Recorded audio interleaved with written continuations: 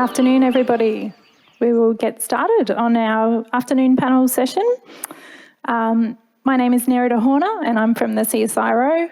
I work on helping CSIRO science inform development of Northern Australia with our collaborators and friends. But we're not here to talk about me. We're here to talk about today some of the successes of the Indigenous-led carbon industry.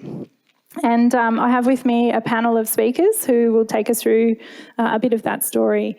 So it is my delight to introduce you to our speakers. We have 3 speakers for this afternoon's session, 2 in person and 1 virtual. And then we're also going to have some Q&A time, so write down those burning questions.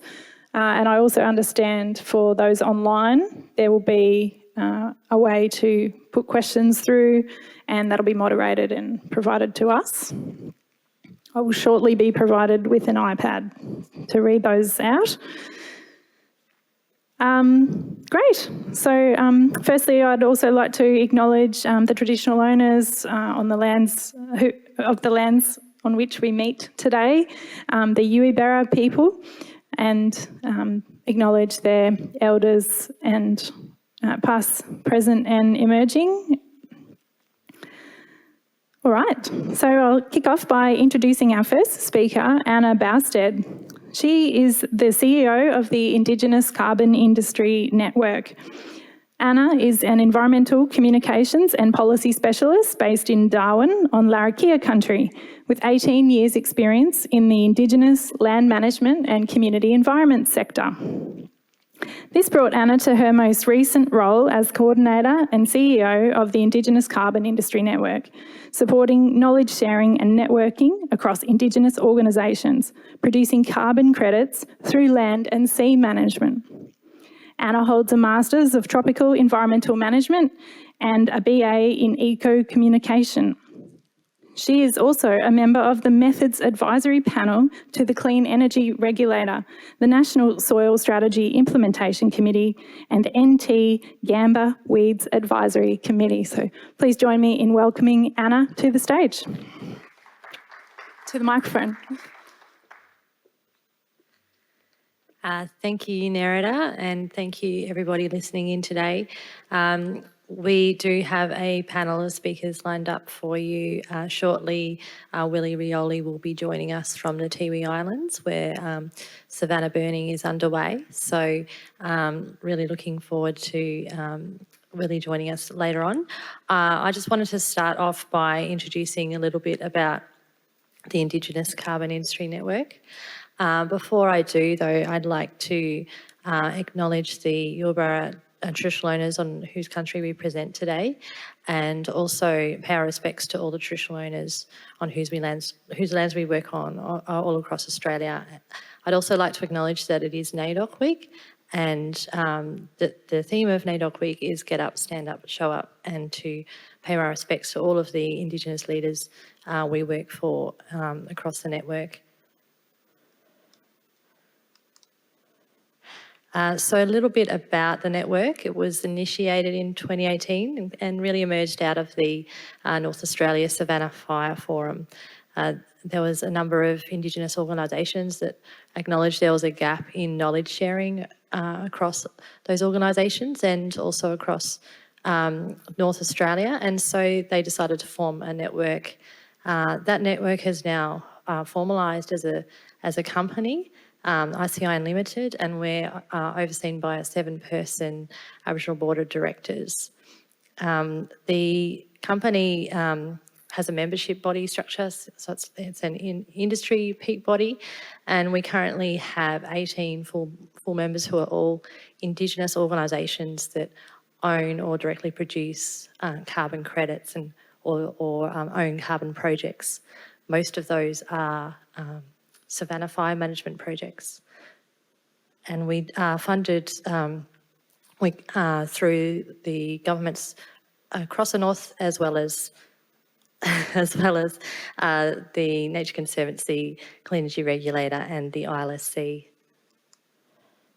Our members are predominantly across North Australia, as you can see here on the map, and we have a variety of members ranging from Indigenous land management companies, land councils, as well as native title PBCs.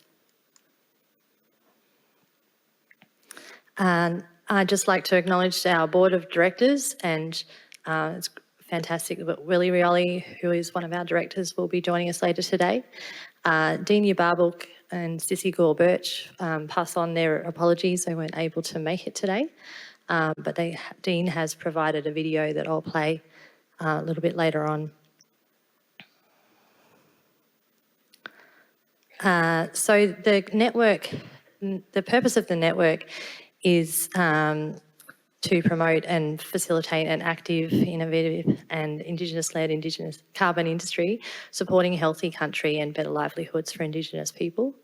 And we do that through enabling and empowering Indigenous people to benefit from Australian carbon markets, working towards an Indigenous-led carbon industry, and supporting an active network of Indigenous organisations. And we're also working on a number of key projects that we'll be publishing some landmark reports in the next couple of weeks, so keep an eye out for those on our website. So the Indigenous carbon industry is currently producing around 1.2 million Australian carbon credit units a year, which is equivalent to 1.2 million tonnes equivalent of carbon dioxide, either abating emissions or storing carbon. It includes around 31 Indigenous owned and operated savanna fire management projects that enable improved fire management over 18 million hectares of North Australia, as well as 4 Indigenous owned projects, vegetation projects, including human-induced regeneration. Through these projects, Indigenous organisations report an increase in their capacity to care for country, and as a result of their engagement in the industry, and provides hundreds of meaningful jobs on country and generates social, cultural and environmental benefits of global significance. So the industry actually emerged out of West Arnhem Land through a collaboration between traditional owners of West Arnhem Land and scientists, as well as the NT government and ConocoPhillips. And that work resulted in the savanna fire management methods that we now see today.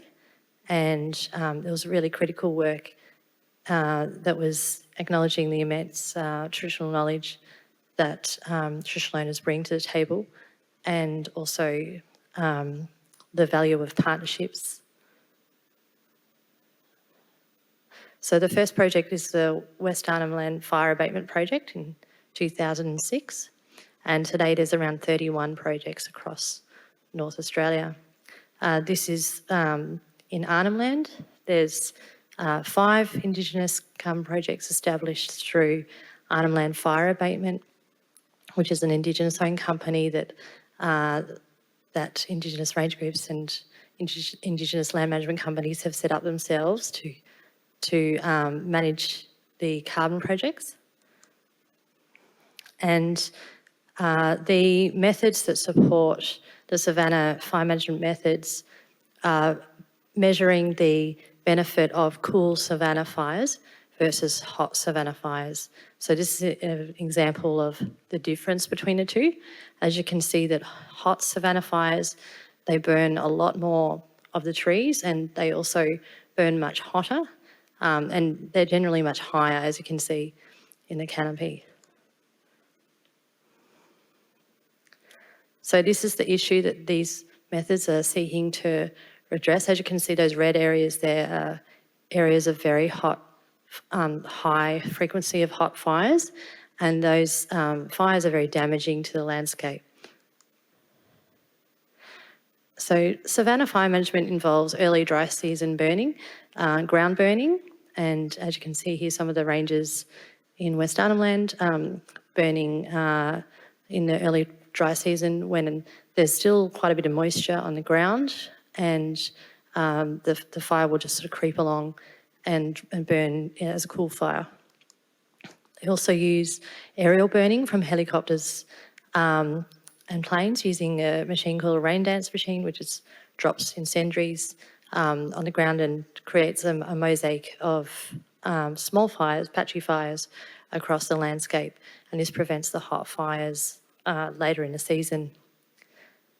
And it also can involve firefighting in the hot part of the year to try and pull up those fires using leaf blowers. So the rangers use the leaf blowers to push the fire back on itself and burn it out. Obviously, it's very intensive work. We're talking about fires that go across many, many hundreds of hectares, and at the time of year they can move quite quickly. So firefighting is resource intensive and very hard work. And just a little bit about the carbon methods that support the Savannah fire management projects. So an important thing to remember is that the methods themselves, they are really just accounting for the carbon benefit from fire management. So they're not actually telling anyone how to do fire management, they're just accounting the benefit that occurs in avoiding those hot fires later in the year, and that they would equate that by calculating that difference from a baseline of 10 years before the project was initiated. There's two types of methods. One is called the emissions avoidance method, which is counting the emissions that would ordinarily come up in smoke from hot fires and that are avoided through doing cool fire burns, and also the sequestration methods, which is counting carbon that's permanently stored in large logs on the ground, and will now include dead standing trees and also living biomass in the new methods that are being remade, which we'll get to a bit later. This is just to demonstrate where the Savannah fire management projects are. As you can see, they're across much of North Australia, and many of those projects are Indigenous owned. Around 75% are on Indigenous lands and Indigenous owned. There's also, so just going back, you'll just note where those project areas are. And if you look at a study an analysis that the North Australia Fire Information Service did at Charles Darwin University, they compared the average amount of fire before the Savannah fire management projects were created to the current fire frequency, and they found that it was a significant improvement. So 361,000 square kilometres was the area with a reduced number of late dry season fires. So that's really a big shift in the fire regime that's reduced the amount of greenhouse gas emissions significantly. Thank you. So this is another study that NAFI did in the Kimberley region, again showing the significant benefit of the Savannah fire management through avoiding hot late dry season fires.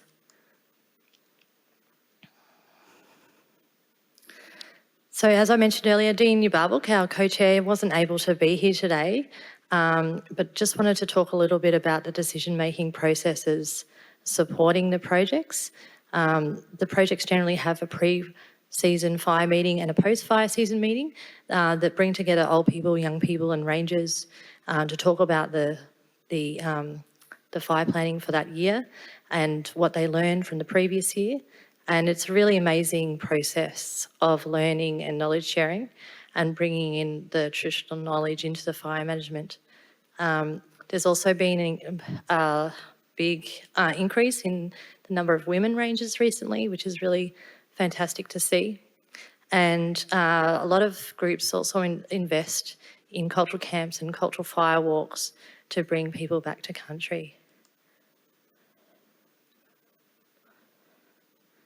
I did have a video to show here. I'm not sure whether you're able to play that or not. I might share that, let's see if we can share that a bit later on. But this is Dean Yababel talking about the Indigenous biocultural knowledge and practice that's included in the fire management. I'll go through to the some of the lessons from the Savannah Fire Forum. So ICIN hosts the annual North Australia Savannah Fire Forum, and we now also host the National Indigenous Carbon Forum. And through those forums are attended by about 300 people, all involved in fire management. So we've learned a lot through listening to those conversations, and it's been really interesting to note that the key learnings are very consistently around collaboration, communication and knowledge sharing, and the value of supporting that ongoing process. And what's really driving the Savannah Fire Management projects is a desire to manage fire for a healthy country, meet cultural obligations, and also to raise revenue, independent revenue from carbon credits that the groups can then invest however they choose, and create jobs on country. There's a number of key areas of investment that we've done a survey of our members and found that they invest firstly in the operational costs of fire management, which are significant. So that's a really great finding. And the second area of investment is employment, which is another really important finding. So that means that groups are directly investing in more jobs on the ground in very remote areas, which is meaningful work that really important outcome of these projects. There's a number of other areas of investment around planning and supporting intergenerational exchange of traditional knowledge, investment in infrastructure such as a new ranger bases and road networks, community development, training and professional development. And a lot of groups also are able to use the revenue from their carbon projects to build other programs and relationships with other partners, and that then spins off other forms of revenue such as philanthropic. And just a couple of notes on employment, noting that there's a variety of roles available and casual part-time and full-time. So it's quite attractive form of employment. And also remembering that, of course, we're talking about areas, very, very remote areas where opportunities are very limited. And this is a really exciting opportunity for those communities. And we are seeing strong demand for carbon credits, and demand does outstrip supply of Indigenous carbon credits. So the prices of carbon credits have gone up significantly over the last 12 months, and we've certainly seen some really big jumps in the market, which is really exciting. Indigenous carbon credits also attract a significant premium in recognition of the benefits that they bring to country and community. We're also seeing, it's just also really critical to recognise the Indigenous rights and interests in carbon, and to that end we have published a guide which is available on our website, the Best Practice Guide to Seeking Free, Prior and Informed Consent from Indigenous Communities for Carbon Projects. And I urge anyone interested in carbon to check out that guide because it does have some really important recommendations. And just flagging that Indigenous-owned carbon projects are unique to the world and very special, and everyone in this room and anyone who is engaged in the Northern Development space should be very proud of this industry because it's just really an amazing success story. I think we're now going to throw to Willie Rioli, so I'll finish it up there.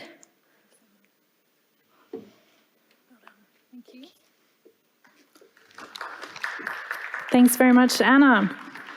So yes, our next presenter is Willie Rioli, and this is a virtual presentation. And so I'll just read his bio while we get that ready to go. So Willie Rioli is a Senior Ranger for Tiwi Resources. He's based on the Tiwi Islands, which are north of Darwin in the Northern Territory, where he is instrumental in managing the Tiwi Ranger program and overseeing fire management on the islands. Willie was a foundational member of the ICIN steering committee, critical to forming the network, and is now a director of ICIN Limited. Willie is well known for his contribution to AFL football, being a member of the famous Rioli family, and is well recognised as a community leader, promoting both local football and good fire management alike. Today, Willie is joining us live from the Tiwi Islands, where the Savannah early dry season burning is well underway. He has generously taken time off from his busy burning season to talk to us today. So welcome, Willie. Thank you, Nerida. Hi, everyone. Hope you can hear me. Yes, we can.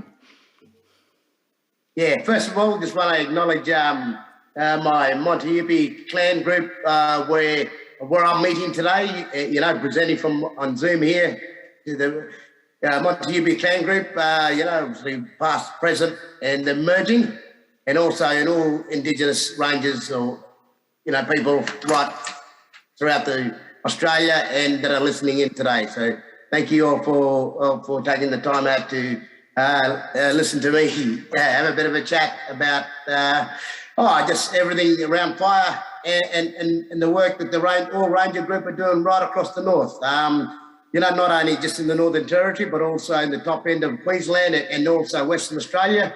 They've been doing this kind of work for over a long period of time. It's created great benefits for not only our people, like in terms of looking after, doing fire management, but it's also about, looking after our landscape, our country, and just making sure that, what we have today, we still have it in the future when, our grandchildren are old enough to have their own children and be able to do the same sort of thing that we're doing today. So, so like I said, so Savannah fire carbon burning method has been, we as Indigenous people have been doing burning for a long time. So, doing that kind of work and looking after land has always been in our culture for a long, long time. So it's been an absolute honour to be able to do this kind of work and to get paid for it. It's, like I said, it's great that we, look after country and we earn all this money, for carbon credit, earning, the earnings of the carbon credit that we do in terms of good fire management. So when I talk about good fire management and trying to, as Anna was trying to talk about in terms of stopping those late, hot fires that happen, as you know, when we have our, build up in the August and September. So by able to do our burning between, say, from April to July, having that little window of opportunity to go out and burn early and to reduce, late hot fires at the end of the year when, as you know, it can be caused either by lightning strikes or by people going out and burning, just burning up the country just for the sake of hunting or something like that to open it up a bit more. So it has been a really good opportunity, but in terms of the Indigenous Carbon Initiative Network, being a director, it's given me an opportunity to network with other organisations and meet different people that are doing good work around carbon and fire and things like that. So, and getting to have a look at other places and to see actually, what's come out of, especially right across the north here, we can see a lot of great benefits in terms of good fire management and also looking after the country. Because we do, again, as Anna was saying, we do all kinds of work, not only just, around carbon credit, earning good, looking after the country around fire, but also we have, good PhD students or, surveyors that come over to the, to the tiwis and help, do survey around mammals or things like that, and plants and things like that. It just sort of helps, gives us a number how much of an impact it does, as I said, with fire. So it's been a really good opportunity for sort of everybody that's been involved in this, and especially my TV resource. I know we've benefited from from this work. I know, so with the help, with the support of Indigenous the Indigenous Land and Sea guys, the ILSC Corporation, for coming on board and partnering us at the start of, when we started our project, the Savannah Fire project on the Tiwis about 5 years ago. They've been helping us right through this, a couple of periods in terms of helping us with our fire management. But now we're wanting to move away from Indigenous Land and Sea Corporation for helping us right through this, because we feel now that my Tiwi resources along with my rangers, hopefully by next year, our contract ends and we're able to take it on board on our own. So, it definitely has benefited us in terms of, the work, like in terms of not being, having to humbug people or hassle people for funding, for work, for here and there. We've been able to, make our own bit of, forge our own bit of money so we can do our own things without having to worry about, like I said, instead of asking people for fundings here and there. So it's definitely benefited us in terms of moving forward, in terms of being able to do things on our own, and it's created lots of, given us opportunity to work with other partners, and in terms of building, infrastructures like our new offices and wanting to do things for our community as well, go out and do, I know we've done a fair bit of stuff in terms of looking after our stations that are people own houses outside, out in the bush, going around and doing back burning for them. It's helped, especially with fuel prices these days, it's, and getting to places like that sometimes, it can be very difficult, and it costs a lot of money, and so everything that's sort of around this carbon and the work that we do in terms of looking after country, it all aims at making sure we do this proper early and good dry season burning prior to it getting, burning out of control roughly about August and September. So the good work, the people up north, right through from Queensland to Western Australia and the Northern Territory, it's been an honour meeting them. So this is one of the things we benefit from as well, networking with other people from those other ranger groups, and who've done, as I said, who do this kind of work, and a lot of learning and sharing, which has been good, and having having Anna as the ICIN and my directors, sort of supporting the whole ranger program in terms of getting that message up to the top. Hopefully, all the ranger groups can see the benefits of, working with Indigenous land, Indigenous Carbon Initiative Network team. So it's the ICIN, and like as I said, it's been a hard road sometimes to get to where you want to go, but as I said, we're very fortunate to be able to get, do that hard work, and now we're basically set up to go moving forward from our Savannah Savannah burning from next year onwards.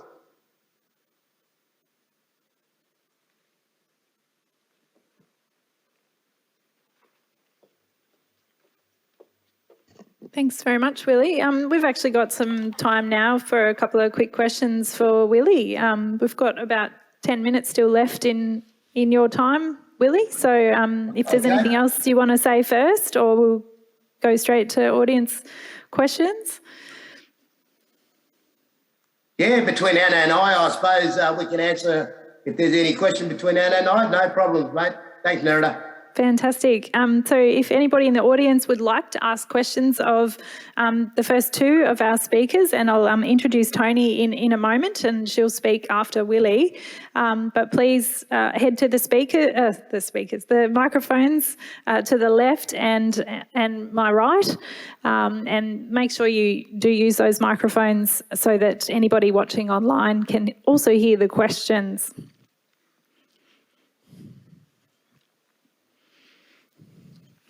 Just to warm people up, Willie, I've got a couple, and Anna. So I'll kick things off, and then we'll see if it gets a run going. Yep. So I'm pretty interested to ask about the gap that I saw in North Queensland on your map, Anna, just below, looked like Cairns sort of area. So your map of the Indigenous burning projects, and then there was sort of white space. I was curious about why that is, and is that related to sort of where land ownership is in the north?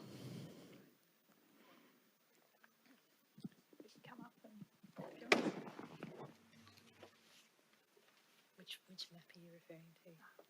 Sorry. In your talk, there was Yeah, I wouldn't be able to say for sure without looking at the area of the map you're referring to, but I suspect it may align with land tenure. We are actually about to publish a scoping report that'll highlight some of the barriers to Indigenous carbon projects at the moment, and one of the main barriers is certainly a lack of recognition of Indigenous rights and interests in carbon, and also for those groups that don't have a legally recognised form of land tenure, such as native title or another form of land rights. It does make it more difficult for those groups to be able to access, to be able to establish their own carbon project. However, they can still do that through agreements with other landholders. So that opportunity is still there, but certainly recognition of Indigenous rights and interests is critical to enabling this industry to really succeed and continue to succeed over the next couple of decades. Thank you. Still no one at the microphone, so I'm gonna try again. I'm gonna ask another one. Willie, this one's for you. I was wondering if you could give us all a sense of what sorts of limits or challenges do you face in running these sorts of projects, and are there still areas where you need that you're still working on to either improve or scale up what you're doing? Yeah, no, good question. No, there's always, there's always things that we can always improve on. Like I know, getting more rangers on board to support. Like I said, I'm one of the only ranger. I mean, I know there's other ranger groups, but I'm one of the ranger group that definitely, I'm screaming out to get women ranger groups started up here, on the Tiwis. I put, we've just got the men, but I've got in my land ranger team, I've got one women ranger. So I've employed one women ranger in my team, so they've got a start of it. But, as I said, it's never enough, as you know, with work around land management and caring for country. Like I said, I see, great benefits from it, but it's never enough when we don't have the numbers. So, yeah, they're one of the challenges, and trying to get them out on country too, especially our younger one. It's very, we also, because we also want to be able to, especially the younger one coming through, we want to be able to still, pass on that knowledge to them to, making sure, that where they're from, they know where they're from, and just little things like that. But, look, there's been other, and also there's obviously with work, guys like, breaking down in vehicles and things like that is always, always things to fix up, and it costs, like I said, it costs a fair bit of dollars. So, and this is where, some of the benefits, hopefully we can, further forge from it, Nerida. Thank you. Yeah, great. No, thank you. One last question, and then I think we'll move to introducing Toni. So another invitation to the audience to wiggle out of those seats. Yes, we have a taker. Thank you. Yes. If you could just head to this one, please, because the our online participants really miss out if you don't use the mic. Thank you. I thought there was one there. There's a stick with no microphone. Who stole it? We'll be checking your pockets on the way out. Promise. Oh, this one's not on, is it? Is it on? Okay. Very close. A question for Anna. When your earlier slides were up, you said that in the carbon calculation, as well as the intensity of the fire, you also look at permanently captured carbon, and you quoted dead logs on the ground, and you had a number there, 25 to 100 years or so. Now, most of the timber that hits the ground here probably lasts a couple of years because the termites love it. And I have read that termites actually give off methane and rotten timber gives off methane. So I'm just wondering why you include that in your calculations and how you quantify it.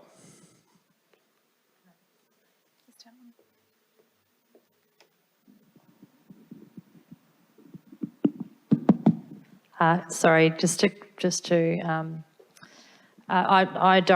I'm not the person who does this research to write these equations. It's the CSIRO and Charles Darwin University. So I'm not a specialist scientist in this field, but I can say that the termite activity and the breakdown of the logs is incorporated in when the scientists measure how much carbon is stored permanently. They factor all of those things in to their equations. So the method itself is actually an enormous equation that's incorporating all of those different factors in the landscape, all of those different processes that we know happen, including a breakdown of, natural breakdown of matter, and also termite activity and all of those other things. So yeah, that's included in the equations, but I won't be able to go into any more detail than that, sorry, because you would need to ask the scientists that do that work. But there is a paper published by the CSIRO about that, published by Gary Cook, thank you. And he's now retired, but it was his final act before he retired to publish that paper. So you can access that paper by Gary Cook, and that's the foundational work for that method. There is also work going on now in a new method which Toni's about to talk to, that the Clean Energy Regulator are now including other carbon pools, and that will include work by Charles Darwin University and NAILSMA and CSIRO. So there's a number of researchers involved in that work. We'd be happy to follow up with you and supply you with some of those references if you like after the panel. Great. Well, thank you for that. It is now my pleasure to introduce at last Toni Hay, and forgive me for not doing that at the start actually, Toni. Toni is a climate specialist, an environmental sustainability expert and an author, passionate about combating climate change and preserving the environment. Being a descendant of the first Australians nation of Gamilaroi and growing up in Yolngu homelands in the Northern Territory, she has a rich heritage and a deeply personal connection to the environment. She's dedicated to helping raise awareness about the issues facing our climate and the vulnerable communities who bear the burden of climate change. Queensland Women in STEM recognised her effort in 2020. Toni is passionate about finding practical and realistic solutions to environmental concerns in Australia, New Zealand and Oceania. Her scientific knowledge is combined with her unique background, experiences and insights to provide meaningful solutions for people and society to embrace sustainability and support the world's most vulnerable. We are very pleased to welcome Toni as the project coordinator for method development at ICIN. Through her role, she supports Indigenous organisations to engage in the Clean Energy Regulator's method co-design process for the Savannah Savannah fire management and integrated farm management methods. And she facilitates discussions within the network about new and emerging carbon methods. If you could please join me in welcoming Toni Hay.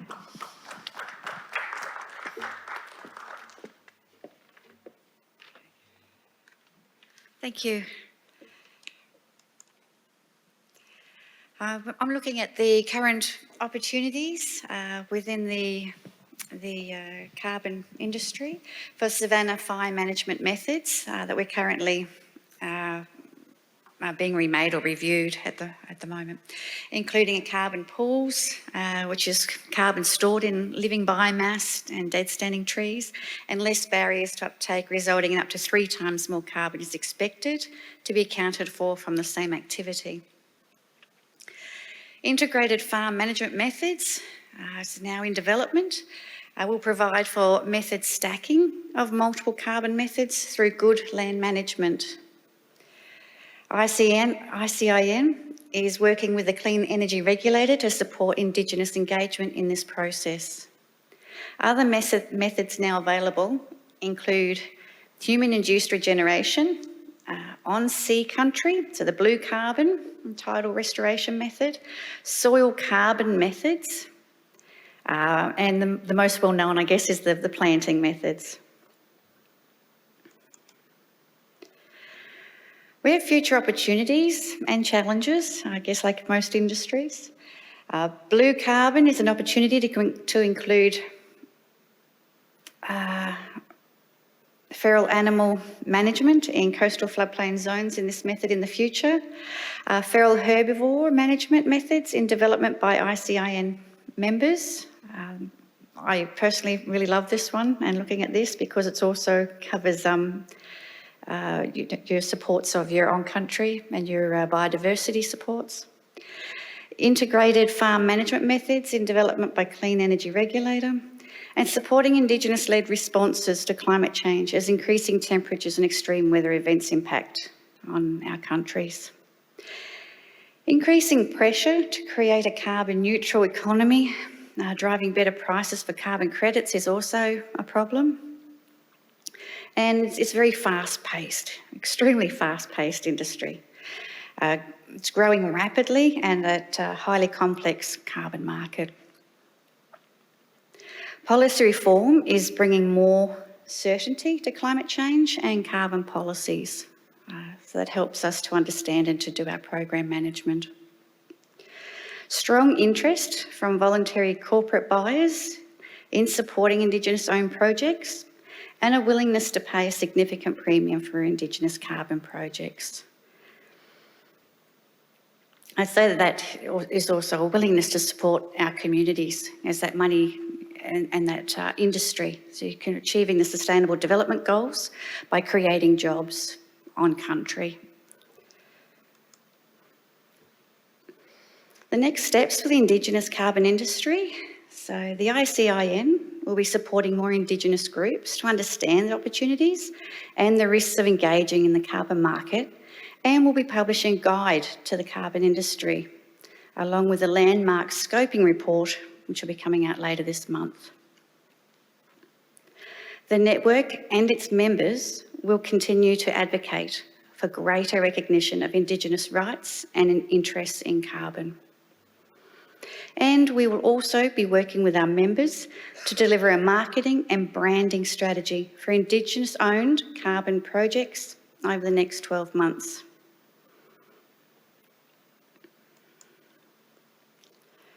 As a summary of our foundations of success, recognition of the value of traditional knowledge and land management practices, especially in our changing and challenging climate.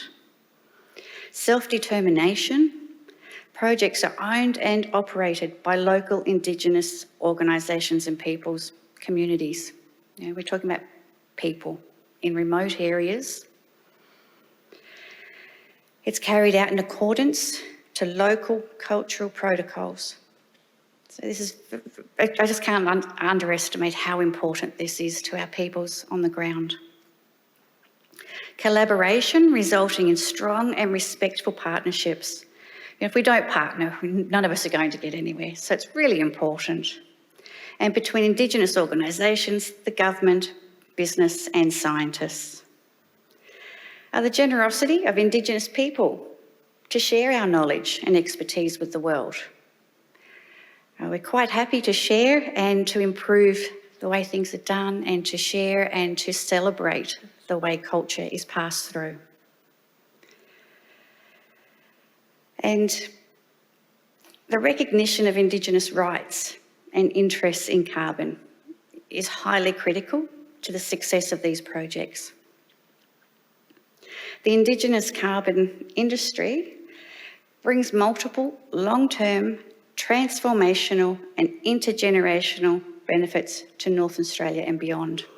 And when you go out onto these communities, you can clearly see this. It's very evident. So the words transformational, intergenerational, that's powerful wording. And we can see the change. I would like to thank everybody who has supported and helped build this industry. We like to thank our elders and the cultural knowledge that's been passed and shared, and to all of our stakeholders who help make this happen. It's a very beneficial industry for our peoples. Thank you.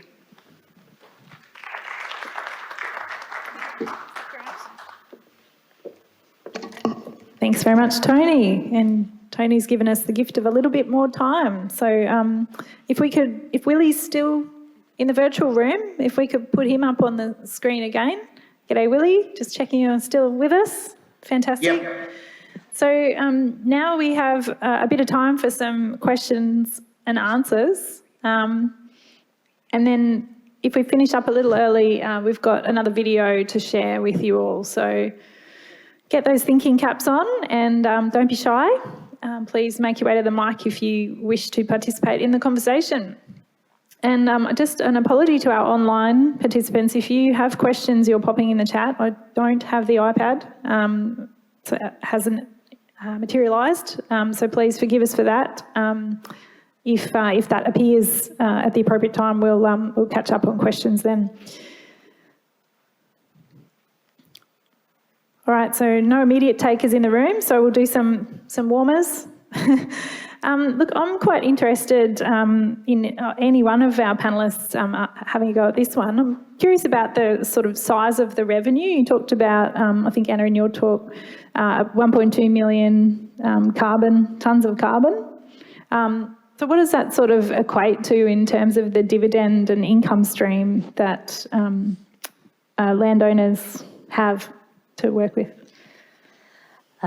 Well, we know that on the spot price, like right now, that has a value, 1.2 million Australian carbon credit units has a value of around $45 million. So it's around $45 million a year. But on top of that, Indigenous carbon credits attract a significant premium on the market. So the actual figure is much higher than that. But we don't know exactly how much, because often those sales are done through private contract sales with voluntary buyers. So some examples would be Qantas, Virgin and Webjet they all purchase Indigenous carbon credits and promote that on their website. So when you go to buy a carbon offset, when you're buying your airline ticket, you can actually pay a little bit more for a carbon offset, and you're directly supporting projects across North Australia that are Indigenous-owned carbon projects. So that revenue from direct sales with corporate buyers is really driving, the market that our members are looking at now. And so what we've seen over the last few years is a bit of a split in the carbon market, because the Australian government was purchasing carbon credits directly, which did sort of spin off the industry initially. However, the prices were very low, in the order of $10, $12. More recently, they're around $16, $17, but very low prices, and that's because they used a lowest cost reverse auction system. So because of that, a lot of our members are now selling into the voluntary market rather than the government market, which is perfectly Which is a understandable. great outcome probably for everybody. That's fantastic, and I'm stunned by the size already. That's really something. We have a player in the audience who's keen to ask a question, so please take it away, sir. Thank you. Brendan Grills from Western Australia. My question is on similar lines. I'm very interested in this premium for ethical carbon. I think it's a very unique opportunity, especially in the emerging area of blue carbon, where it's talked about a lot, but as was mentioned earlier, the only real model at the moment is unblocking old barriers to cane farms. In Western Australia, in the Pilbara, we have plenty of mangrove country. We don't have any cane farms. So coming up with a methodology there is going to require large investments. And so this opportunity to partner with First Nations to help raise the funding that's going to be needed to prove the science to develop the project, I think is a unique opportunity. You had the question earlier in the day from Murujuga in and around this, who are very important First Nations leaders in our community around how do we get involved here. So my real, I suppose, question is this notion of how does industry find out about this premium? Because the premium is going to be needed to develop new methodologies. Otherwise, you essentially will be waiting for someone to do it as opposed to leading the charge. Yes, so we do receive some information from Market Advisory Group, which is a carbon market advisor. Their general rule of thumb is around 30-40% as the estimated premium, but it does go up and down a lot. So depending on what is in an agreement, because it might also include other things other than the carbon credits themselves. So that's the rule of thumb that the Market Advisory Group apparently use. And a further supplementary then, the method stacking that you spoke about, where we start talking about non-accredited outcomes, I suppose, premiums being paid for that as well. So that stacking method would be an accredited method under the CFI Act. So that's through the Clean Energy Regulator. So that would generate ACCUs in the same way that the Savannah Fire Management projects do. In most instances using the methods that are already available, but there will be some carbon pools that I think the regulator are also looking at adding. But that's still an unknown because that method's in development right now. There's actually a workshop today about that, a co-design workshop to inform that method. So it's still a work in progress, but it will be released next year because the Minister gave the Clean Energy Regulator a remit of developing these methods within 12 months. So they have a 12-month pipeline until release, which is February next year. So from February next year, that integrated farm management method will be available, which will provide a mechanism for that sort of method stacking approach, which introduces some interesting questions and obviously a number of complexities. But it could be a very good opportunity for Indigenous land sea managers. Thank you for your question. Thank you. I've got another one, and perhaps Willie or Toni, you might like to have a go at this one. We've talked a bit about the financial dividends to your communities, and I'm also interested if you could share a little bit more about the social dividends that you've seen. I know you touched on some of those about people working on country and some of that self-actualisation, being able to decide where the money goes. I was wondering if you could expand a bit on that for us as well about the significance of this as a social dividend. Yeah, I can answer that, Toni. That's okay. Yeah, look, there's been, all kinds of benefit that, we've received. Obviously, as I said, I know we, joked about not having, having enough workers. I mean, we've actually, employed through these, benefits in terms of, like I was saying, creating our own bit of money to get more rangers to come on board, to employ more rangers, and to actually employ a program manager now. We never had a program manager for the ranger group, and also a coordinator. I've been able to, benefits of this. I'm able to employ a couple of a couple of head rangers, like in terms of the coordinator and a manager, program manager. So that's one of the benefits that I've seen in it, and also, like as I said, employing rangers at an ongoing turnover. Like now and then, I'll have a turnover of ranger team or ranger person, and being able to be able to employ them and replace them as soon as possible. And also, and as I was talking about before, I know there's a cost of fuel and works on vehicles and that sort of stuff.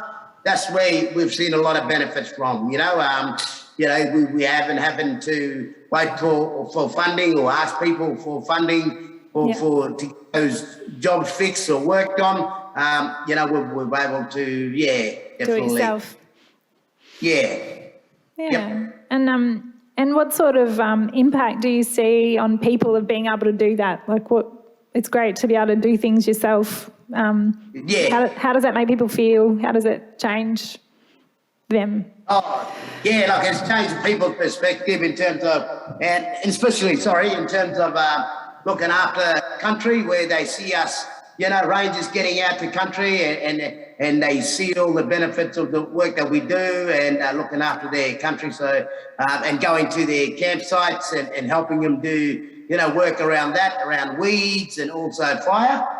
So there are a couple of things that we also do around our stations and also camping grounds that we have right throughout the Tiwis.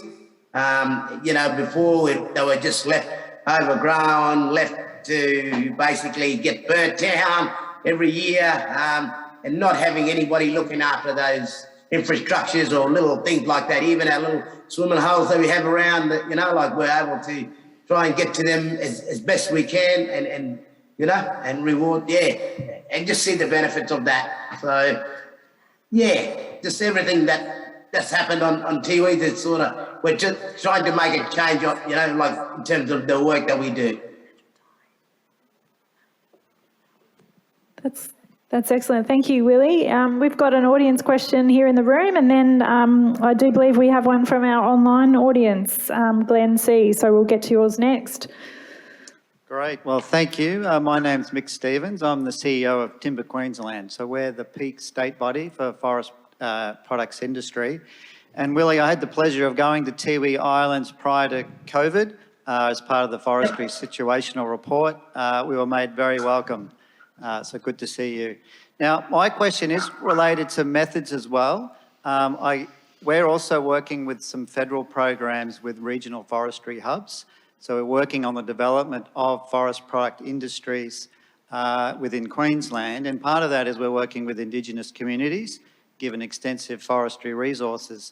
And I guess one of the, you touched on the farm forestry methods and some of the others, but there is a gap in terms of some of those methodologies that incorporate selective timber harvesting in terms of sustainable forest management practice. Because if you start to include the storage in the timber products, substitution for steel and concrete, things like the plantations method are there and they recognise those pathways.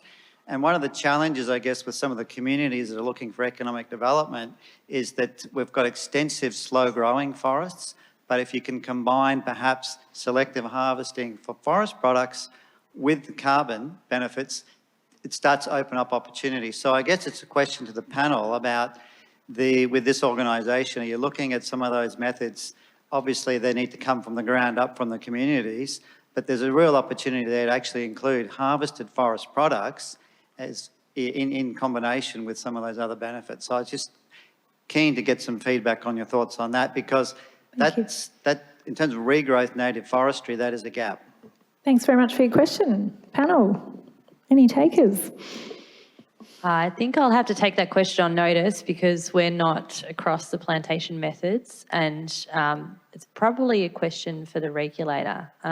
It did come up recently in a conversation with the regulator about how does how is selective clearing treated. under some of the methods. It would depend on which method was being used, but that's probably a question for the regulator rather than us. But it's interesting to know that there is interest out there, and certainly take that on board, and happy to hear more about that. And I'm also happy to follow up with my colleagues at the CSIRO. You've probably got relevant people, I'm sure, who are either working on that or could work on that. So we'll catch up with you. So we have a question from someone in our virtual audience, Glenn C. Glenn asks, what is the balance between rising oceans and reducing the barriers to oceans to allow wetting of formerly blocked off wetlands and mangroves?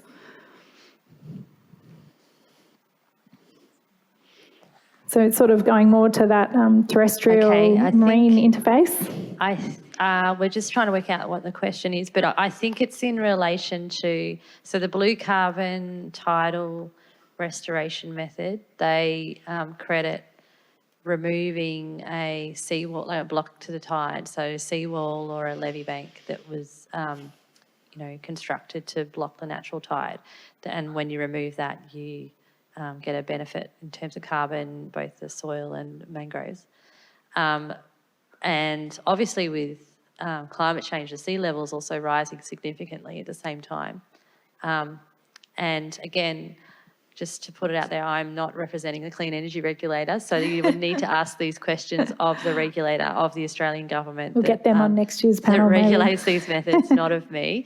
But I actually did raise this same question with the regulator, and so I'm confident that was accounted for in the methods that measure the carbon benefit from that method. I think it's a really interesting and complex question. The blue carbon methods themselves introduce a whole range of really interesting and complex questions, and I don't think we're even beginning to resolve them in terms of what does it mean for land management now and in the future. But obviously now that, because that method is there, it is an opportunity, and I think I imagine there will be more case studies as people start to explore what it means on their country, more and more case studies going forward. But yes, there's no clear answer to that other than, we do need to, that obviously restoring natural mangrove habitats does protect the coast from storm surge and from rising sea levels, and so that in itself is a really important way to reduce the impacts of climate change. So I think that's another important recognition, is there's a really strong interplay between the impacts of climate change and mitigating climate change. Yeah, great. That was really comprehensive, even though you thought you didn't know about it. But it's clearly a really textured picture of what's happening, and it's clearly a really rapidly developing space. Thank you, Glenn, for your audience question. So while we give our local audience and our online audience a little bit longer to think of some more questions, so we've now moved into the last sort of part of the panel time. So we'll probably take another, depending on questions, another 5 to 10 minutes to have some more Q&A with our panellists, and then we might go to the other video that you've got. Toni. I might just add a little bit more to what Willie's answer before. And just from a climate adaptation perspective, if I can just put that hat on for a moment. But you have, by increasing incomes, you're improving the well-being of a community. They're able to have the financial supports to then develop or build infrastructure. So that would be even your housing, it's your air conditioning, your water. So it's all those sorts of things that it's allowing a community to do. And that's, they're high-risk areas when we're looking at remote communities, and they're whether we're going to actually do very well out of this climate change or not for our peoples is actually about how we can adapt and those sorts of things. So by having that income allows our peoples to improve their well-being, to be able to be more sustainable, but to also, they say resilience, but it's to thrive. And I think that's something that's very important. And we always tend to go with the mitigation, we hear about that, but through this mitigation method, which is so important, it's allowing our peoples to adapt. Have the financial means to make That's choices right. for themselves about how they adapt. Yeah. That's right. Not wait for others or be dependent on others. That's a really good point, Toni.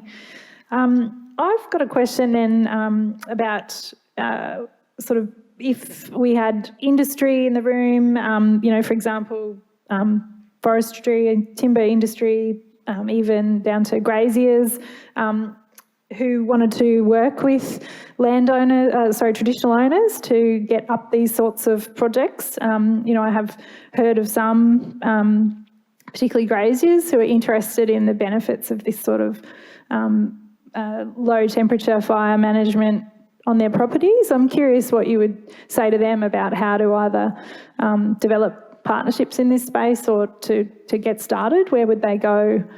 How would they kick off new programs like this?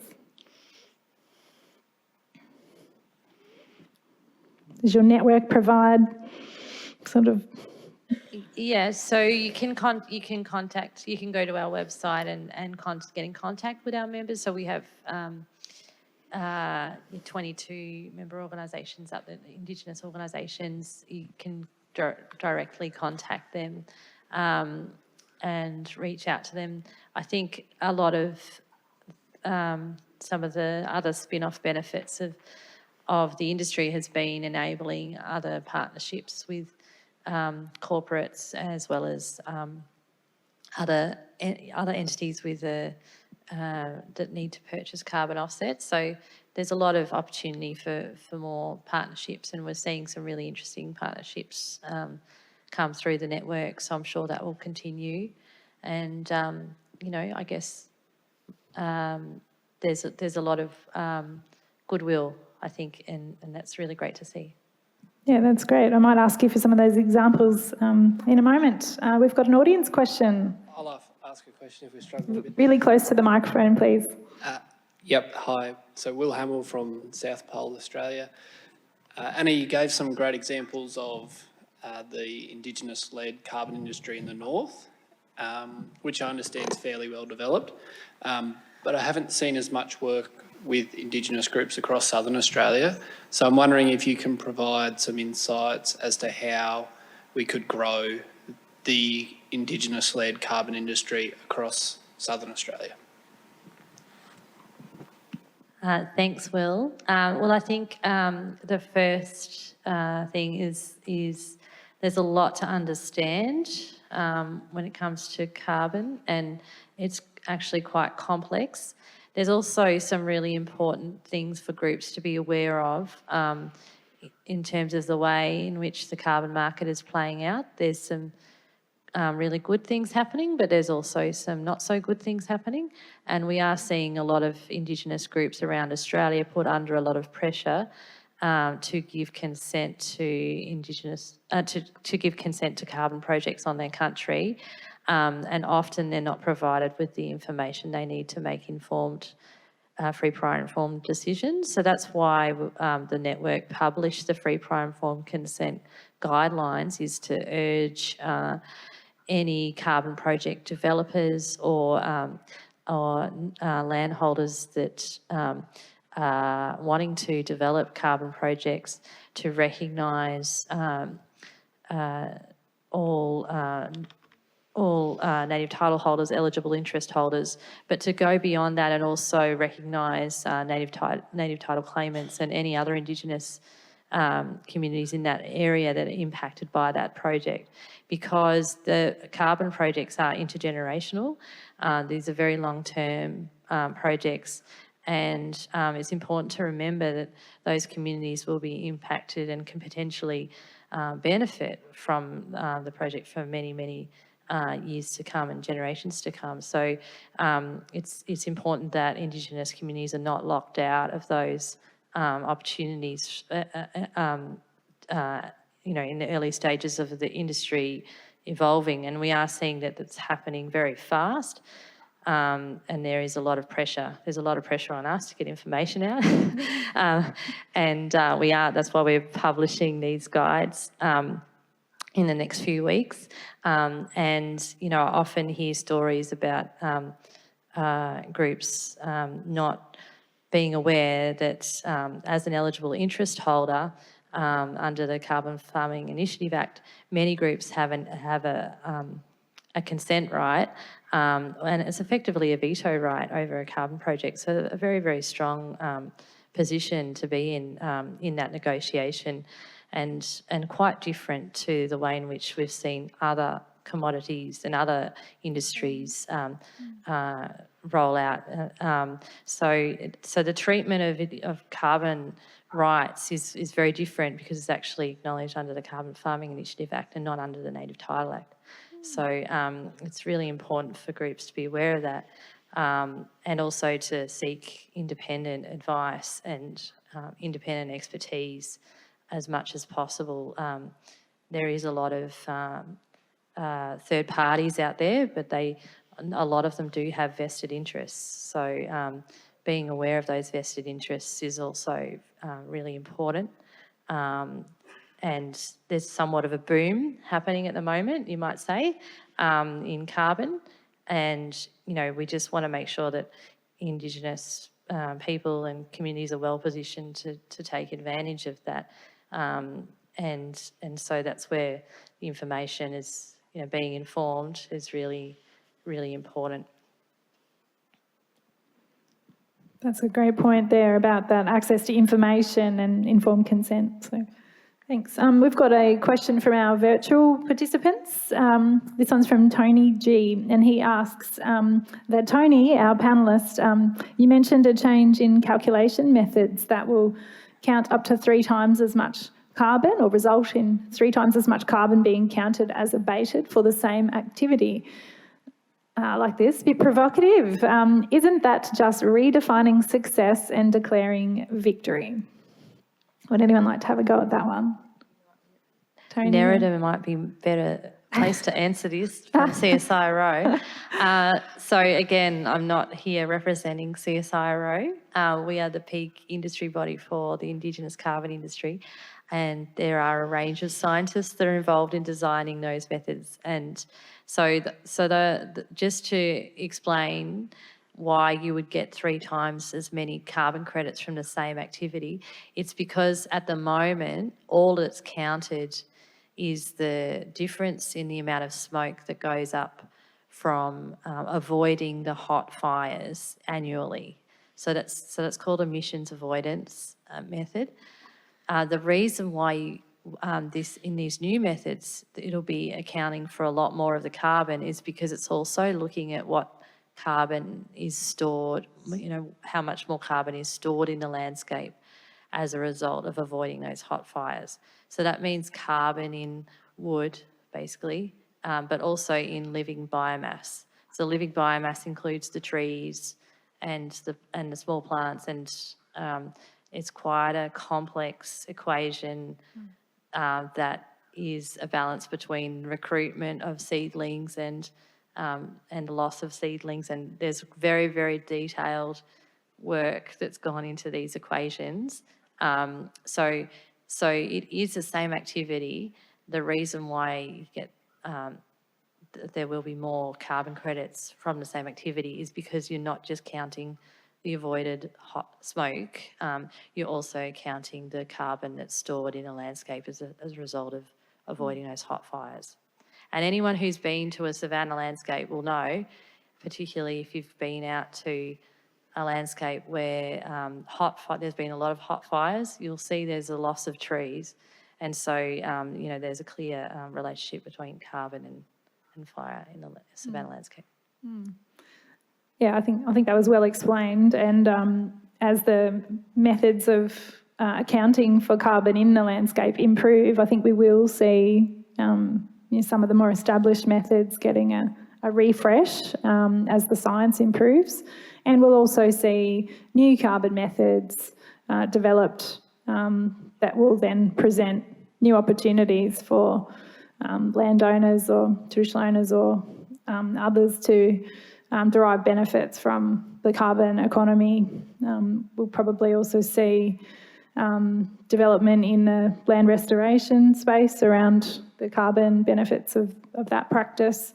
It is a very rapidly developing space. And I think it was a article that I was reading recently in the Harvard Business Review, which was looking at all the different carbon accreditation organisations that are out there, and Australia has a handful already. Accounting for Nature is one, and so just the pace of the birth of new carbon accreditation bodies, and it alone tells you that there's more of those methods coming, and they're coming quick, and so we'll see, I think, a bit of an explosion in this space. So yes, one to watch. No more questions from we've got a real person, a live person to ask a question. Excellent. I'm Steve Lennon from Murajoga Commercial in Karratha.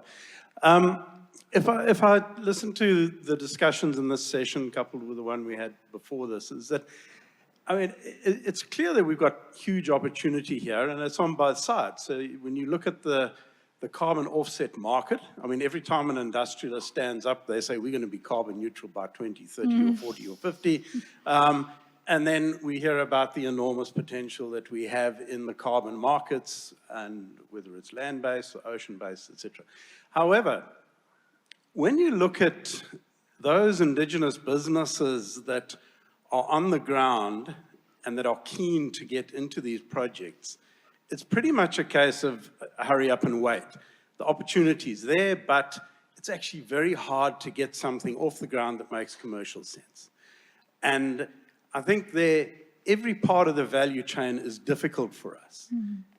The methodologies are not there. The officialdom is a nightmare.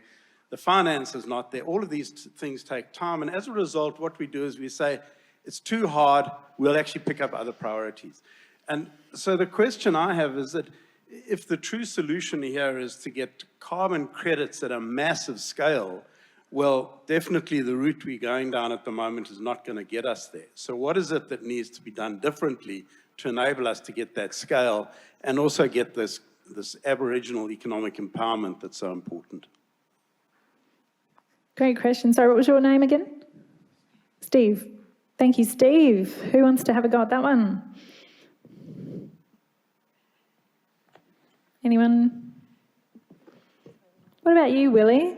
From the perspective of Tiwi Rangers, and you've been on this journey of getting up this program. How did you begin, and how difficult was it? What would you say to groups who are trying to start where you started?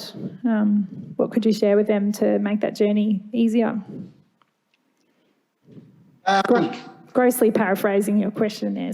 Look, I think when we actually started our range, like the Savannah 5 project, we were very fortunate that at that stage, when Indigenous land, they were called Indigenous Land Corporation at the time, before they became Land Sea, they came in partnership with us with Impex.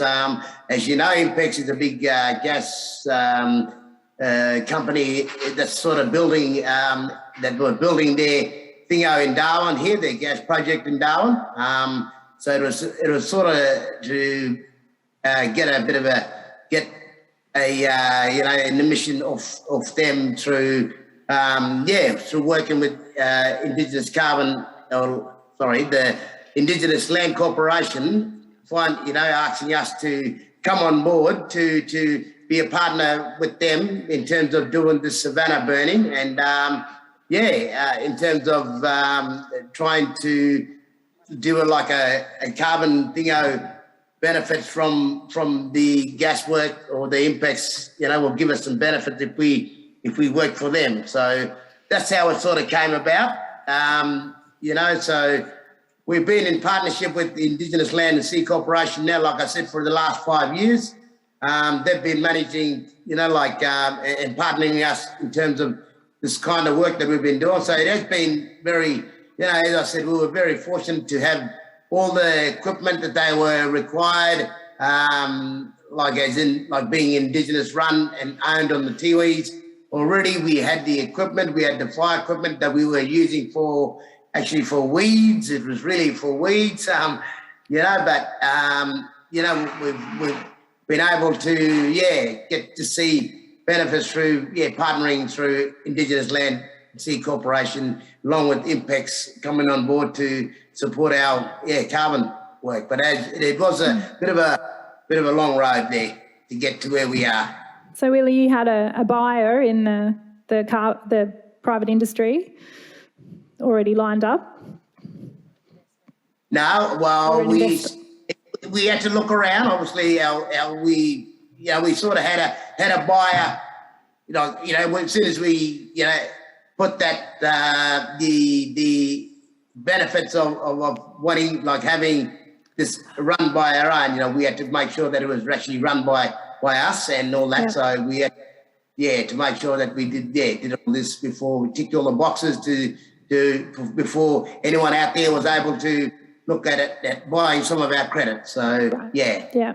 So partnering with people that could both be the investors and it sounds like the ILSC, was it? So I guess there are significant upfront costs. Running a carbon project is not without costs, and often can, especially fire management, is very costly. So there is a lot of costs that need to be met. So that's where having an investor can be useful to getting a project up and running, and it would also be useful for government to provide startup funding to Indigenous carbon projects. And in Queensland and some parts of WA, government have established funds to, for example, the Queensland government has a $10,000 payment for advice. So I think government, there's a role for government to play there too in investing in the future of these projects. But the other comment I would make is that there is the existing scale is enormous, 18 million hectares, and it's huge. I think it's really, like, the quality of engagement is really, really important. It's not just about scale and about size. Of course, anything with carbon, relating to carbon abatement, scale is one thing to consider, but also the depth of engagement and the quality of the outcomes you're getting is important, equally as important. So I think in relation to outside of the north of Australia with these other carbon methods, that it would be useful for those groups to have access to some startup capital and to some funds to support them to get independent advice at a project level. Do you almost need a little ecosystem set up at the start, find the friends and plug it all together. But certainly some great knowledge in the carbon network to assist with that. So look, I will.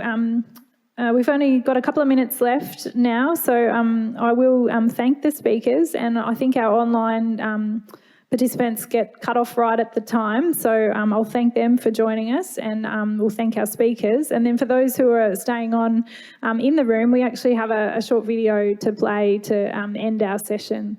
So we'll, and especially thank you to you, Willie, for taking time away from the burning season to be with us in the virtual room today. I think you did really well hanging on there and participating. It was great. So thank you so much. Thank you. Thanks, Narada. Thank you, guys. All right, and thank you, Toni and Anna. And we'll ask our talented AV team to pop the first video on, please, if you could.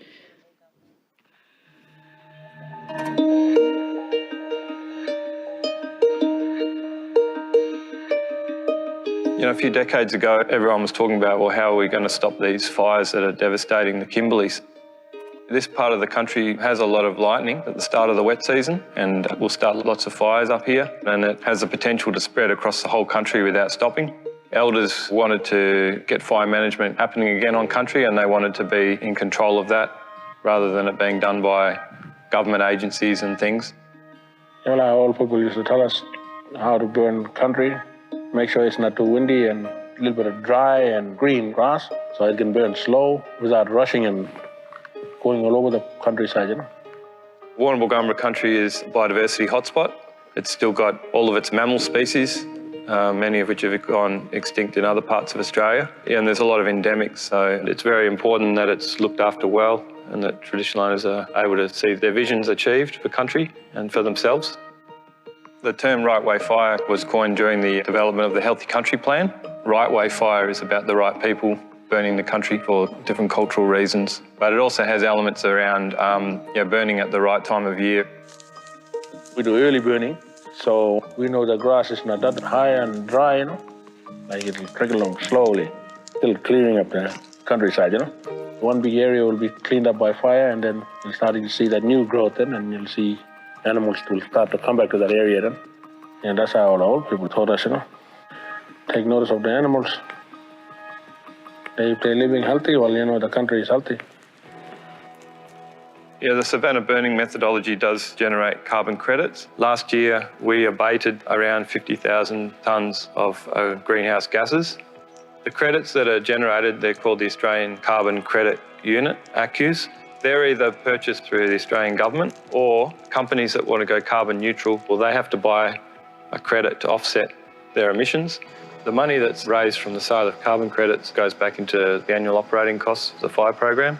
Because we're managing 800,000 hectares or so, a lot of the work has to be done by helicopters. We involve around 50 traditional owners every year from different families, and it costs a lot of resources to get out there and manage all that area. So what Savanna Burning has done is it's provided a way for annual funding to be generated, and it's not government funding, it's basically like an enterprise. Now, there's lots of fire programs across the Kimberley that are all trying to keep those wildfires from happening. We don't get those big fires anymore. Being out on country, right way burning, to protect our art sites and all that, I can see them, I can feel them right here now. They all with us, your ancestors, and they're really proud.